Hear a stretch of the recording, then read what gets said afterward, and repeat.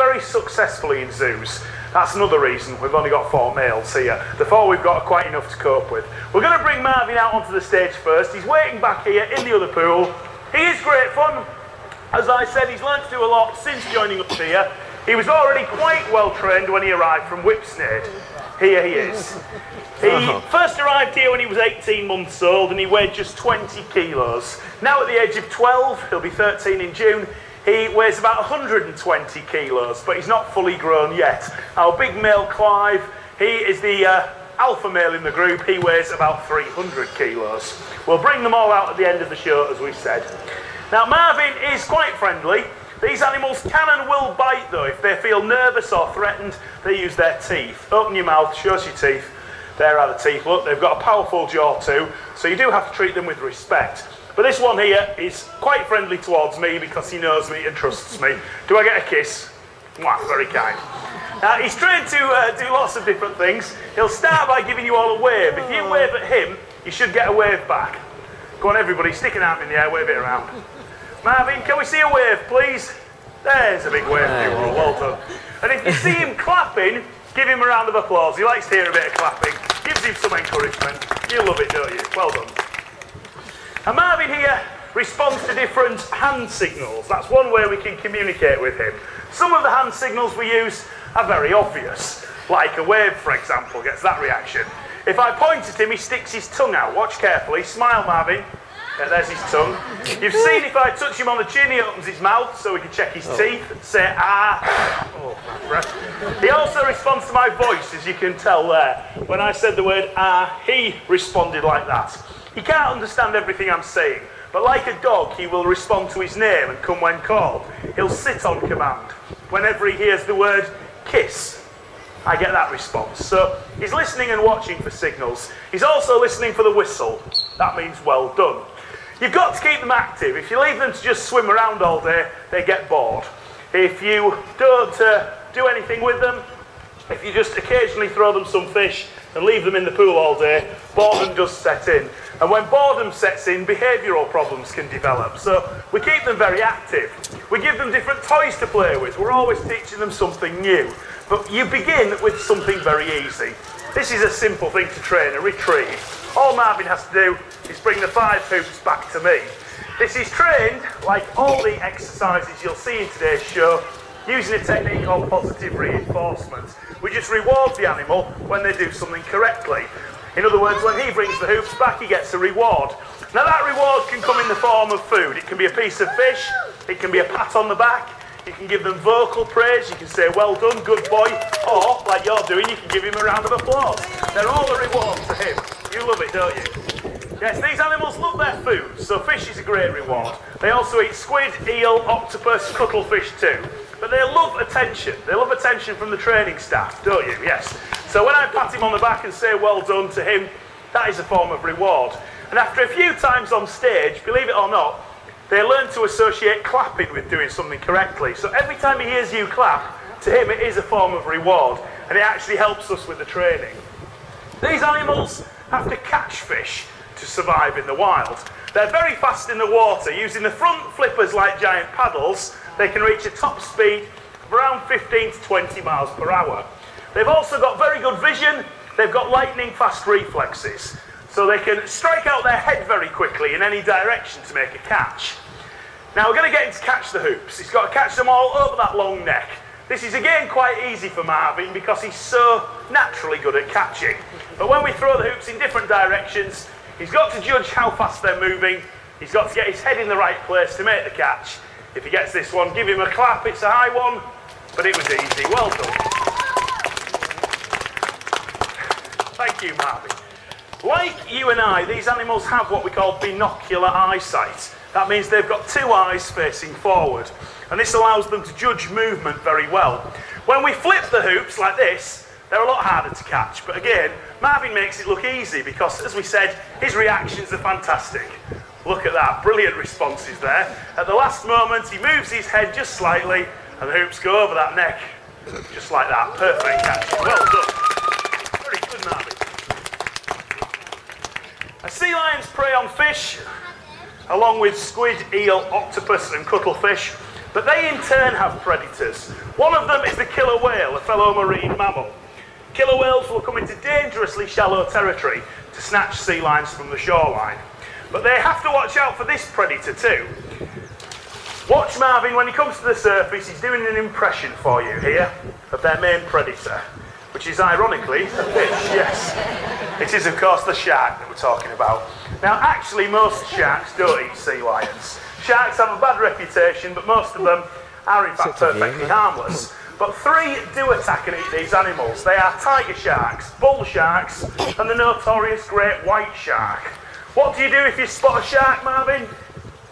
You leg it, yes, head for dry land. Out of water, they have no predators. Well done. People always assume that sea lions have to be in water or they have to be wet, but that's not actually the case. Most of their life is spent out of water in the wild. That's because out of water, they are safe. No creatures attack them when they're on dry land, and that includes us humans. Now, we used to hunt them for their fur. They appear smooth and slippery when wet, but this is in fact fur covering most of the body. We used to hunt them for that fur, but we don't any longer, I'm pleased to say. We stopped hunting them a long time ago. We still harm these animals, though, through pollution. We always think of pollution as being oil slicks, things like that. But most pollution is just rubbish, including plastic. Plastic's a big problem because most plastic doesn't biodegrade or break down. These animals find plastic in the water and they play with it for a while, and then for some unknown reason they swallow it and they can choke. They can also get entangled in things too, get things wrapped around the neck and around the flipper, which can cause serious harm. Here we get a form of pollution in the form of litter. We get a lot of litter getting into the pool, especially on a breezy day like this. And if the sea lions find it, it can prove fatal. If they can find something in the water, if it fits in that gap there, they will try to eat it, I assure you. Well, Marvin won't. He's smarter than your average sea lion. Open your dustbin for me. Now, this took quite a while to train, but we've taught him to use a dustbin. Yes, whoops. Well done, Marvin. In here we've got a piece of plastic. Now, this is big, but he could swallow that. If he tried to swallow it, it would almost certainly kill him. After years of practice, we taught him to put rubbish in the bin. So if I throw it into the pool now, instead of trying to eat it, he's now learnt to bring it back, he puts it into the bin where it belongs, he's even learnt to shut the lid so the other sea lions can't get it. Yes, that's very clever, Marvin, thank you, up you get. But, unfortunately for us, the other 3 sea lions here haven't been trained to do that, so we still have to be really careful with our litter here. People often ask us, how long does it take to train the animals? Well, you can't answer that because each one's different. Some of them are very clever and learn very quickly, like Marvin here. Others can take a lot longer to learn.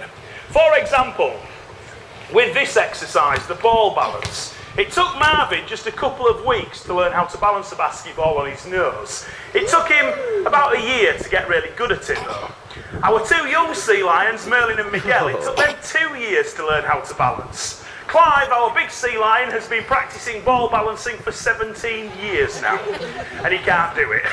So this goes to show they're all very different in their levels of skill. The way they do this is incredibly clever. To balance the ball, he's not watching it. This has very little to do with vision. He's actually using his whiskers here. Look around that nose of his. He's got about 60 long bristly whiskers, some of which are touching the ball. If the ball moves in any direction, it presses on his whiskers. And he can feel that. The moment he feels the ball pressing on those whiskers, he knows which way to move his nose to stop the ball from falling. The whiskers can't actually hold or move the ball. They are just not strong enough.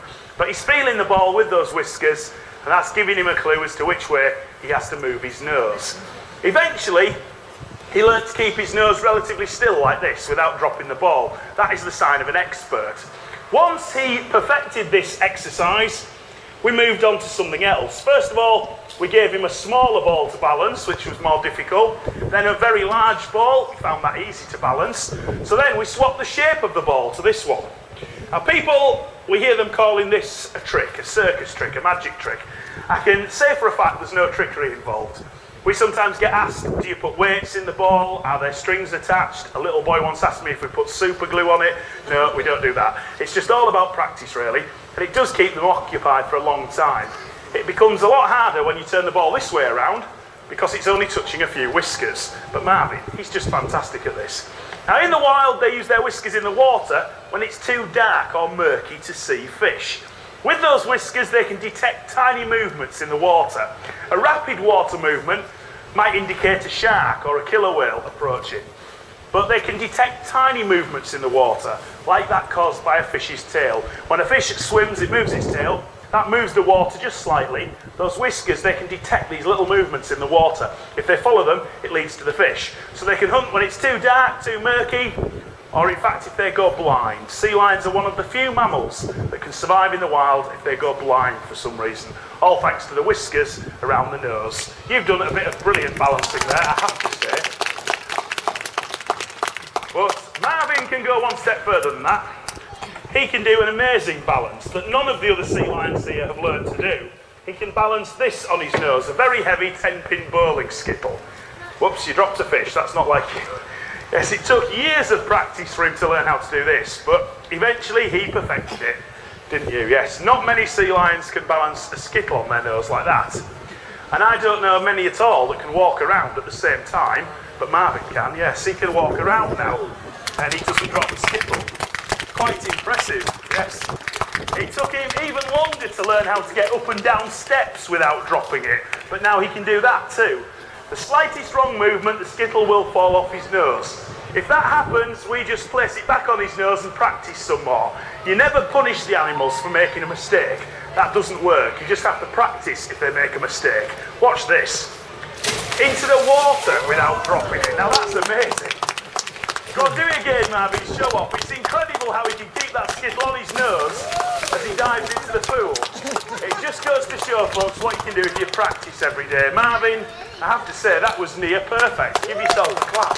Good boy. Very good. Okay, now he is a sea lion. He's not a seal. People do get confused between sea lions and seals, but there's one easy way to tell them apart. That is to look at the front flippers. Sea lions have bigger front flippers than seals because they use them to swim. Seals swim using the back end of the body instead. They hardly use the front flippers at all when swimming, so they're not that big. A seal's front flipper is roughly the size of my hand. Seals also have claws on each front flipper, tiny claws that they use for scratching. Sea lions don't have any claws here. As you can see, no claws on Marvin's front flipper. They have them on the back flippers instead. The ears also give you a clue. If you look on the side of Marvin's head, look carefully, you can see little ears that stick out from the side of his head. All sea lions have these ear flaps here and here. They're known as pinna. There you go. Now a seal's ear is just a tiny hole on the side of the head. No seals have ears that stick out like that. They walk differently too. Come for a little walk, Marvin. You saw him walking around a moment ago. Notice how he walks. He walks on all four flippers. The back flippers tuck under the body. The front flippers bend in the middle, lifting the whole body up off the ground. So a sea lion can run, they can jump, they can climb. A seal moves like this. Do your seal impression, Marvin. Fantastic impression, this. They wriggle about, like that on their belly. They can't stand up, they can't walk or jump or climb. They have to wriggle along on the floor like that because their flippers are too small to stand or walk on. And a seal can't clap either. Only sea lions can do that. There you go. Yes, if anyone tells you they saw a clapping seal, they didn't. A seal's flippers don't meet in the middle. They're too small, so seals can't actually clap. Seals, sea lions, walruses, and these awkward animals that we call fur seals make up the pinniped family. They're all from the same family of animals, the pinniped family. Pinniped is Latin for winged foot, a reference to the flippers, of course. Now, people tend to recognise a walrus when they spot one.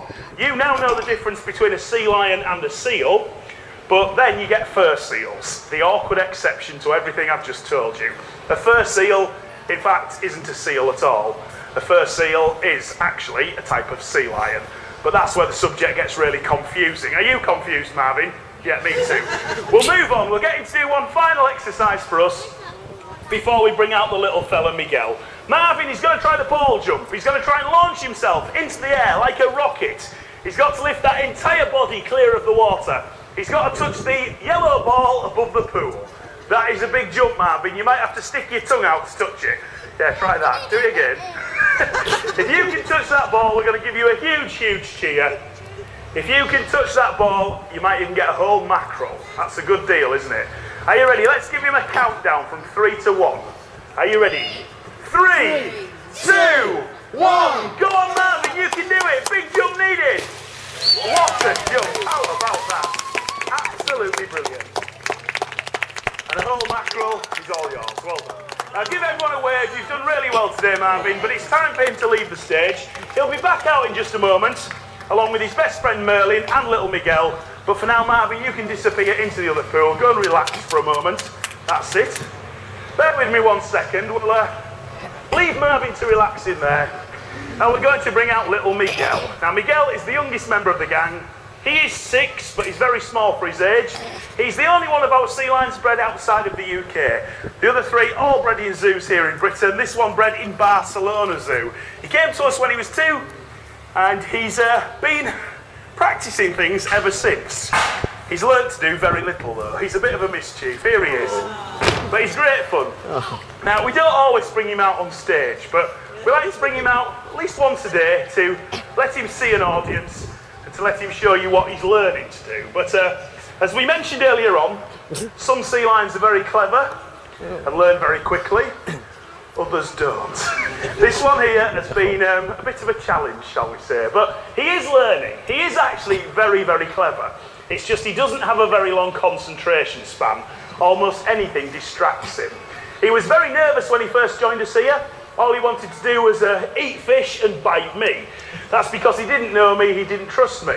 But once he learnt to trust me, once he got to know me, he realised I wasn't a threat, and he's now very clever. Miguel, where are you going?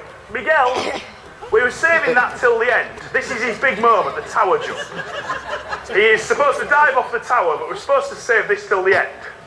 But he's got to do it now. Give him a clap. Well done. Up you go. Thank you. Right. Now just wait there. Now, can I have a flipper shake? As I was saying, he's a bit more friendly now. Thank you. You've just ruined the big finale there, but never mind. Give us a kiss. Thank you. We're also teaching him to follow a target, which is just a stick with a spot on one end like this. And he gets a reward for touching the spot with his nose, like that. When he touches the spot, he gets the reward. And after a while, they learn to follow it with the nose, like this. And then we teach them to simply lay down. This isn't too impressive, but it's very useful for us here.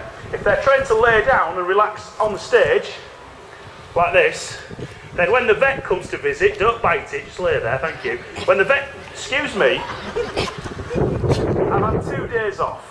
When I was working with this sea lion on Wednesday, he was absolutely brilliant. After 2 days off, he turns into a total mischief and doesn't do as he's told. Never mind. Lay down, no, jump down. That's it. Can you come down, lay down? Step down, that's it, good boy. I just want you to lay down nicely, relax, with your nose on the target, don't bite it, good boy. Yeah, eventually the vet will be able to come and do this with him. Stand here where I'm standing and examine him all over the body without him becoming nervous or worried. Well done, hop back up there. That's a good boy. Give yourself a little clap for that. Yeah, well done. Now, you've seen him diving off the tower already. We're not going to do that again, but we'll give him a chance to show you a bit of balancing. Now, he can't hold the ball for more than 3 seconds, usually, but it's a good chance to have a little practice. Are you ready? You're one of the first audiences to see him doing this. That's it, hold it there. Oh, very good. 1 more second. And a half. That'll do. Give yourself a clap. That was a brilliant balance. Good boy, Miguel. Now, hopefully, if you come back in a few months' time, he'll be doing a bit more than that. Don't hold your breath, but he might be.